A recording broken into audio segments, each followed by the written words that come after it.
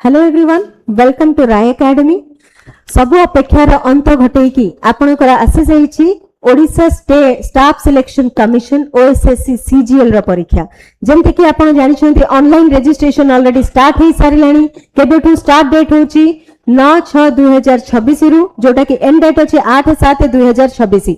Important कोन important होची number of post. आपण माने जदि जानिबे नंबर ऑफ पोस्ट भी किछि कम नाही, 199 टा पोस्ट अछि आपणकर ओएसएससी सीजीएल एग्जाम रे। कोन कोन पय अपेक्षा करिसन्ती ताहाले प्रिपरेशन करिया पे जानि पारु नांती कोठु प्रिपेयर करिवे। आपण मानकर संगे रे अछि राय एकेडमी बैंकिंग और एसएससी। ओके, आपण माने भाबिथबे राय एकेडमी बैंकिंग और एसएससी। आज्ञा हां, आपण मानक पय के राय एकेडमी बैंकिंग और एसएससी विन भी नै किना आसिछन्ती।